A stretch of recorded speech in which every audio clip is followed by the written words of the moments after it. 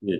So we are in chapter 19, which continue the topic and all the moods of chapter 18.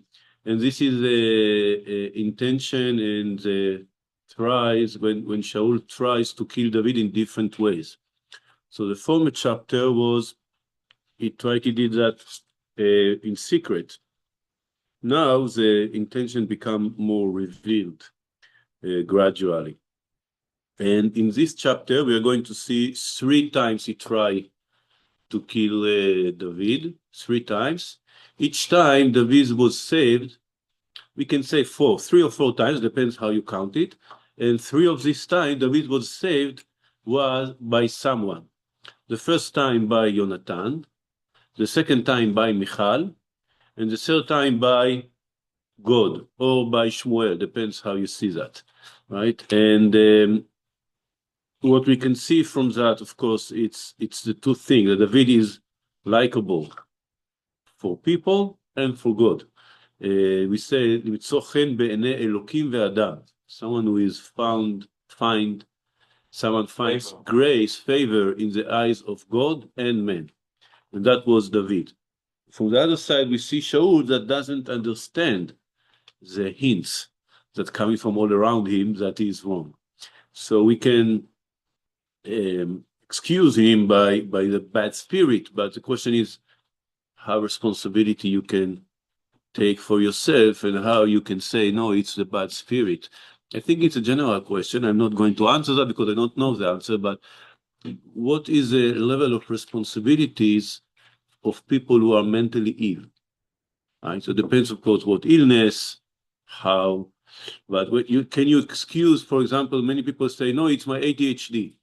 Or many people say, no, it's my, how do you say, this illness that you are able to do things many, many times again, over and over again. Or OCD. OCD. Yeah, it's my OCD. It's not OCD, right? OCD, it's real sickness, right? It's some people. But what I'm trying to say is that people have mentally issues. Everybody has mentally issues, right? Mental issues. And in some level, you can define it as disease. But does it allow you to do whatever you want? No, right? So this is it's a sensitive question. I'm not saying I have the formula to answer it. I'm just saying that also here we are saying, yeah, Shaul had a bad spirit. Hashem abandoned him. Did he feel very bad? It still doesn't justify trying to kill people, even though you think they are your enemies, etc. Anyway, let's start seeing. There are some interesting questions in this chapter. And I forgot to say I must leave a little bit earlier today because I have medical appointment. So maybe we're going to finish around 8:30, 8:25, something like that. So I hope we will finish the chapter. I'm not sure. Just a comment: the Hebrew division of the chapters is that this chapter starts actually in the last verse of the former chapter. You can see here Parasha Ptucha, even though there is a little break also here between verse Lamed and verse Aleph.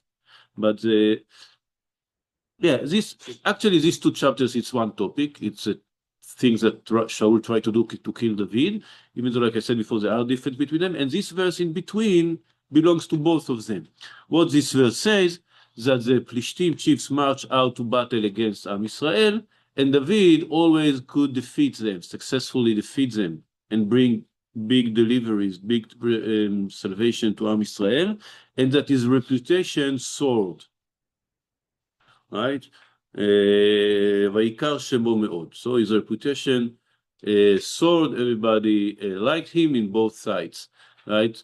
Heaven and earth. And this maybe was a cause to the envy of Shaul, right? So this is something that is related to this. And then, like we said, how do you say nisayon? Intention? No, intention is what you mean to do, what you try to do. Trail? No.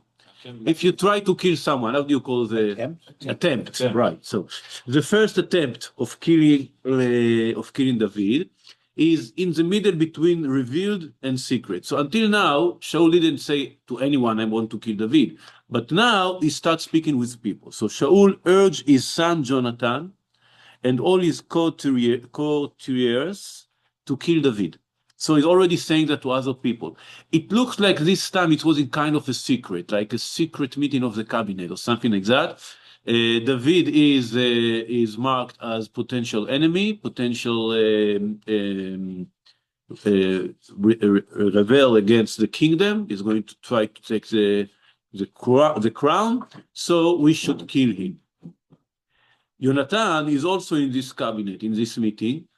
And Jonathan is the son of Shaul. He's the one that apparently Shaul tells him everything. He's the one who was supposed to be the heir and the one who's going to continue Shaul. So naturally, he tell him what he wants to do. The miscalculation of Shaul was that Jonathan was in the side of David more than him. Right? You say, but Shaul's son Jonathan was very fond of David. So this was miscalculation, a mistake. If you want to kill David, of course, because that's what Jonathan did. Jonathan told David, my father Shaul is bent on killing you. Be on your guard tomorrow morning, get to secret place and remain in hiding. Where, that's what he says, I will go out and stand next to my father in the field where you will be, and I will speak to my father about you. If I learn anything, I will tell you. So the plan was apparently that David wasn't formally absent, right? He's like not arriving on time. So they are meeting apparently every day in the field, maybe to a walk, maybe to speaking or whatever. So Jonathan said, you will come, but hide. You should hide in a near place when you can hear the speaking. And then I will talk. I mean, this is interpretation. It's not exactly written how I describe it, but that's the way I understand. Because then you will be there. Why you should be there? Because you should listen. And then if everything is okay, you just come out like nothing happened. We will see something similar later in the Haftarah that we read in every time that Rosh Chodesh is on Sunday, Machar Chodesh. Very similar arrangement between David and Jonathan. But this is the first time it's happening. And he said, so you will not appear. He will not see you. I will speak with you, and I will let you know, or you will hear, and we will see how to react. And this is how I will speak to my father. So that's what they did. They went. David didn't come. They arrived to the field. So Jonathan spoke well of David to his father Shaul. So this speech of Jonathan is a very beautiful speech. It brings three arguments in favor of David. So Shaul already said to Jonathan, I want to kill David. And now Jonathan tried to change his mind. So he says, he said to him, let not your majesty wrong his servant David, for he was not wronged you. So the first argument, although you think about he is going to be the enemy, is going to take the crown, he didn't do anything wrong. You don't have any proof. So if you are talking about the judicial level, there's nothing wrong that justified his killing. He didn't collect people, he didn't speak with people about going against you, whatever. So there's nothing wrong that he did. Not only that, he had another level. Indeed, all his actions have been very much to your advantage. And then he had another. So first of all, he didn't do any wrong. Second, it's very beneficial for you, right? So if you're not talking about the moral level, you're talking only about the beneficial, the usefulness of David is very good for you. So this is like two levels of argument. And then he adds something else. It reminds us something that we saw before. Let's see. And he said, he took his life in his hands and killed the Plishti. And God wrote a great victory for all Israel. You saw it and rejoiced. Why then should you? So this is a second argument, or second or third, depending how you count. What he's saying here is someone who saved Am Israel get mercy. How do you say when you are cancel prison? Chanina. When you are someone is like United States, the president is signing and someone was given pardon. Yeah, pardon. He should get, even if he did something wrong, for the fact that he saved Am Israel, he should be pardoned.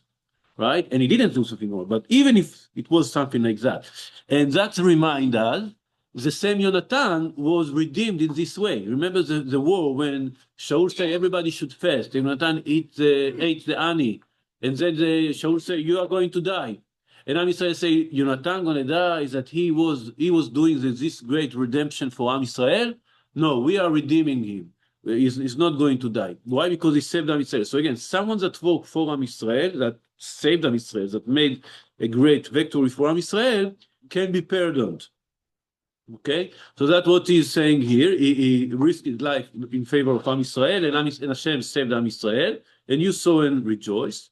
And then the last argument is, we can say, the religious one, right? It's a sin. That's what he said. Why then should you incur the guilt of shedding an innocent blood?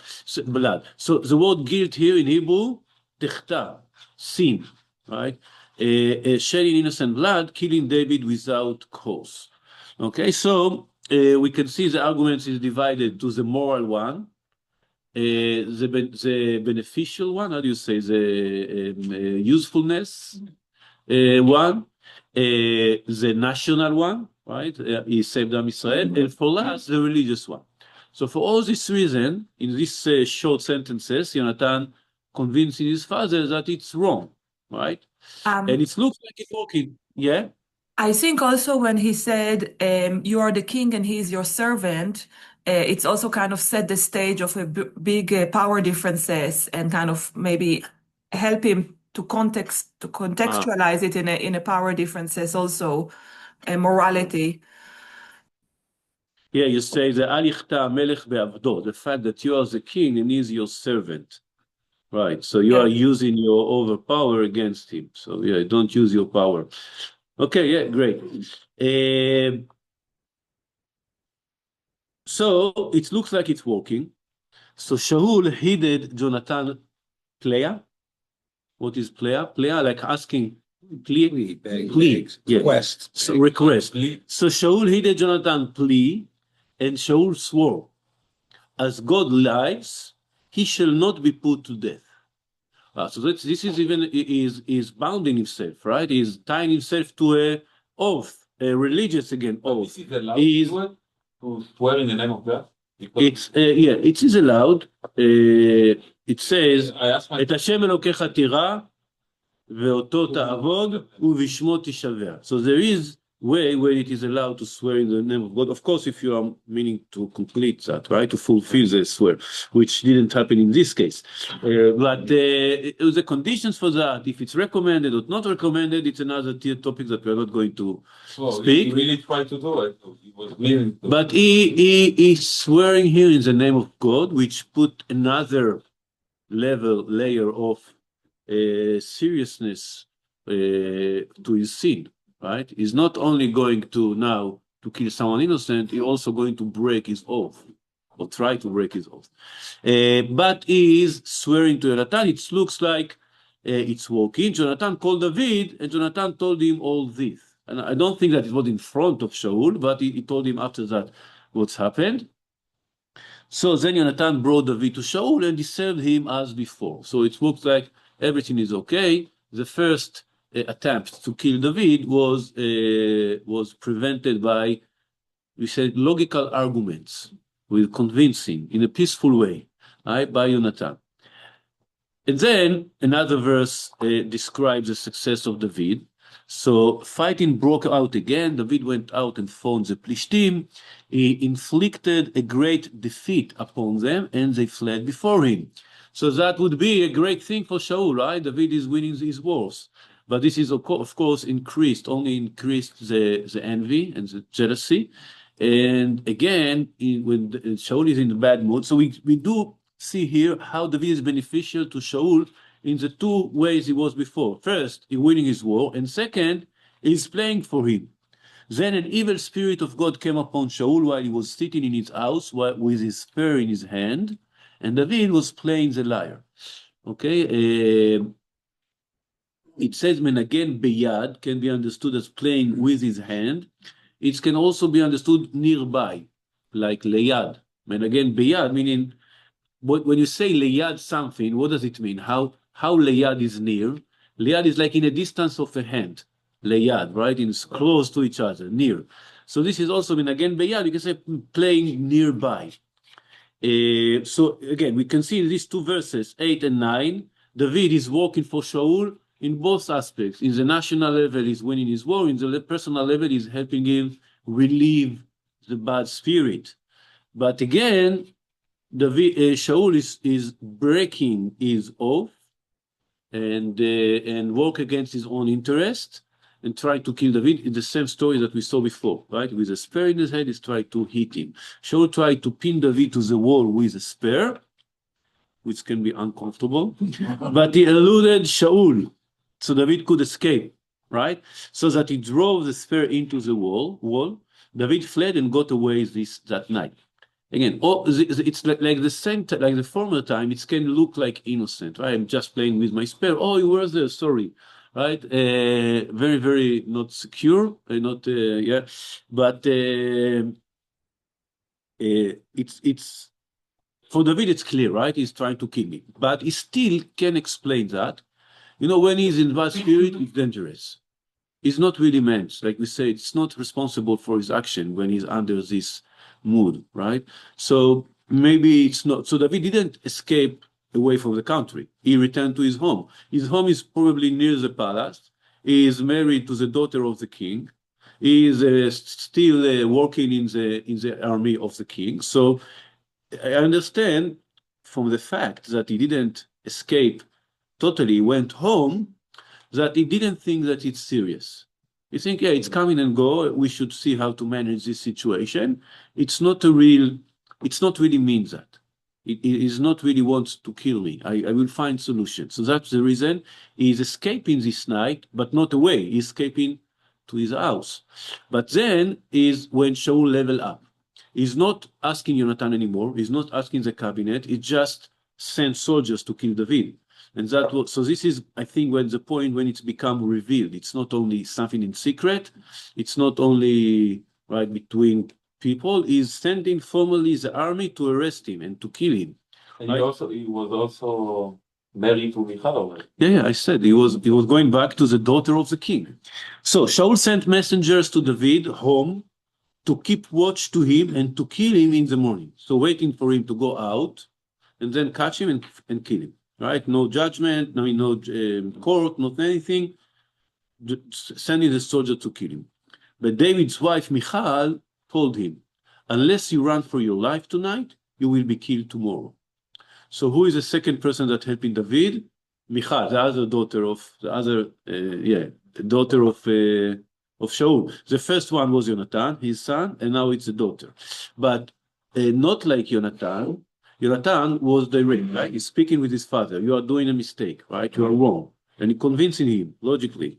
Michal, I don't think it's her fault or something, but she understood it's not going to work with logic anymore. Where we are in other level, we now it must be he must escape.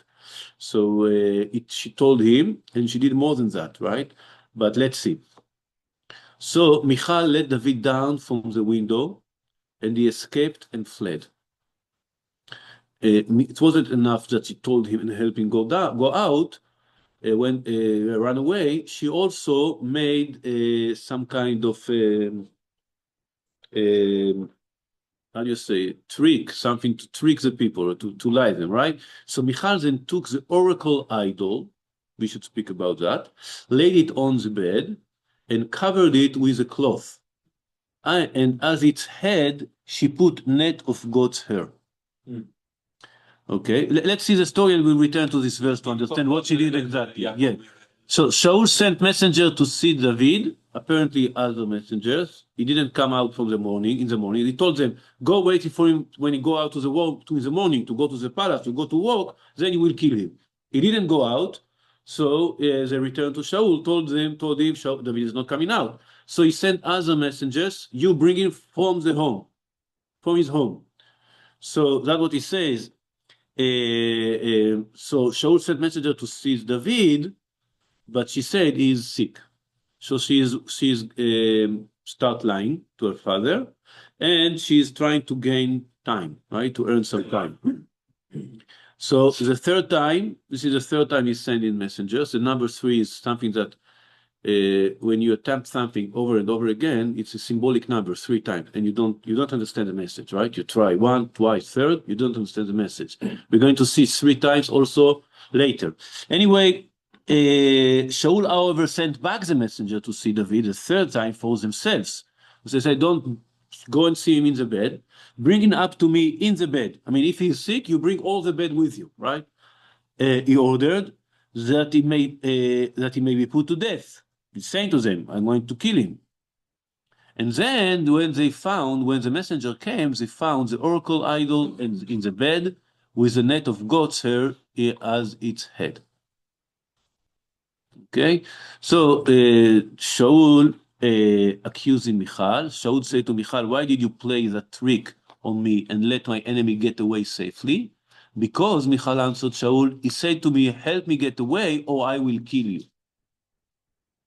Okay, we return to that later. I just don't want to speak now about the oracle idol. What is exactly the oracle idol and what is the meaning there? So we know this word from other places from the Torah, actually the last parasha, when two parashot ago, Rachel Parashat hid Vayikra. it.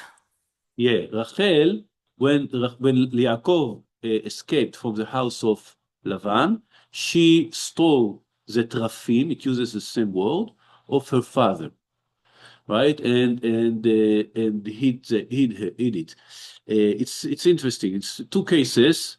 The wife of someone is doing something against her father, right? Rachel against Lavan, Michal against Shaul, with the same trafim. But what is it trafim? In Sefer Bereshit, it's quite clear it's some kind of idolatry.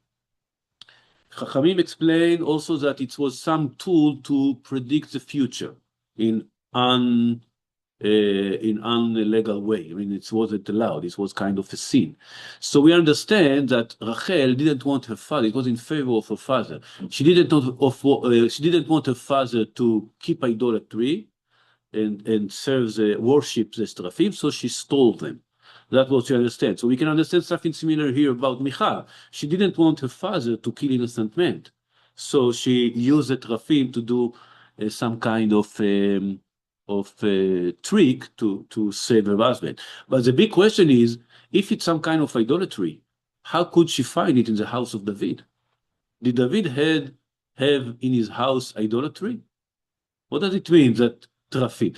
Just to understand the context, she put it in the bed apparently because it was in a form of a man, right? It was the size and the form of a man, so she put it in the bed under the smicha, what? Sheets. Yeah, under the sheets or something, yeah, because it looked like a man. So it's some kind of pencil of idolatry, idols in the side of a man. So again, I understand why it was in the house of Lavan. I don't understand why it was in the house of David. So some Mefarshim say that it's not really was for idolatry, it was some kind of a doll. There is a romantic explanation of Abarbanel. He said the wives that were really, really in love with their husband, they missed them so much, so they did some kind of a doll in the form of her husband. So every time she missed him, she can look on the doll. So it was very similar to David. It's a nice explanation. Doesn't make a lot of sense. I think, in my opinion. Sorry for Abarbanel, right? But it looks like a real strange. Sometimes just decoration of the house, something. It can also be understood in other contexts. In the end of the story of Shaul, the book mentions that he eliminated all the kind of astrology, all the magicians, all those who try to predict the future. So he eliminated from Am Yisrael. We understand that it was very common before that. So maybe it was almost in every house. Maybe even in the house of Shaul himself and then maybe it's just left over in some kind of storage place or something like that, something that was left, or they transfer it from trafim, from idolatry to some kind of decoration or something like that. Anyway, we are going to see that the tools of predictions were used also in other cases here, in Jonathan, and there is a story with the arrows that we are going to see later, that Jonathan shooting arrows, and by that he's signing a signal for David if he has to escape or not. And this is a case also with the Trafim. It's interesting because there is a verse in Yechezkel that speaks about the king of Babel, I saw that in the class of Rav Amnon Bazak. Interesting. I didn't know that. So there is a verse where in Yechezkel, when he describes the king of Babel, arriving to interjunction in a place, and then he doesn't know where to go, so he asks all these tools of prediction, of magical tools. So he mentioned three of them. He mentioned Trafim, he mentioned arrows. So apparently it was some kind of shooting the arrow to the air and the side where it fall down. Something similar to what Jonathan is going to do later, and the Trafim we see here. Kind of And the third one, storage, yeah. And the third one is the liver. Apparently, they looked in the liver of an animal or something and saw there's something. This is also mentioned in the Talmud, as the people used to do. Of course, it's not allowed, but people used to do that. And here, there is an interesting explanation. It says here, kvir izim. So it's translated here as hair of its head. So apparently, according to that, he puts the hair of the goats. Again, it reminds us the story of Yaakov with Yosef, right? They put blood of a goat to tell him that he was murdered, that he was eaten by animal. It's also anyway. It looks like the hair on the bed. So she wanted to earn a little bit more time. She did something look similar to David. Apparently, a red goat. I don't know if there is a red goat. Yeah, but the Tergum HaShiv'i, the translation to Greek, it doesn't say kvir, it say kaved, liver. And in Jonathan,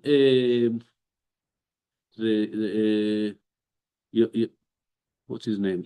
Josephus Flavius, Yosef ben Matityahu, in his book, he described this story, and he said that he put liver under the sheets, and the liver is very soft, so it looks like it's moving. So that it looks like he was breathing. Yeah. Anyway, only if this is an explanation of kvirizim, a liver of goats, it's the three tools that were used to prediction by Melech Bavel, the king of Bavel, were used here in this story. The arrows, the liver, you say, right? Yeah, the arrows, the liver, and the trafim, meaning that they were using the tools of prediction that weren't allowed in order to save David. It looks like the tool, it doesn't matter. It's the use that what use are you going to do that? You can use impure things to good things, right? And also here, maybe these tools were negative, but they were used in some way in a positive way. So we should explain either way, or that it was used before for idolatry and not anymore, or that it was just decoration of or doll or something like that was used. Anyway, we can see that while Jonathan saved David by arguments, by this direct conversation, Michal was forced to save David in the deceitful way, right? It was by lying, by tricking, because he didn't have any other choice, and she also had to lie about him. To say he tried to kill me. This is, from one side, okay, she wanted to save herself. From the other side, it gives formal excuse for Shaul to chase him now. You tried to kill my daughter. You tried to kill my wife. You are guilty. I think that with a little bit of logic, he could have understood that it's a lie because, yeah, you were forced to save him to let him go. Why did you say that he's sick? Why did you put the trafim under the... Why, once he went away, didn't you send someone to say, David is running away? Of course it was a lie, right? I think that Shaul himself understood it, but it was comfortable for him to say, you know what? He tried to kill my daughter, he tried to kill Michal, so we can now kill him. Okay, so anyway, this is the two first attempts in this chapter. Like I said, I have to finish early today, so I will leave the last part of the chapter for next time, B'ezrat Hashem.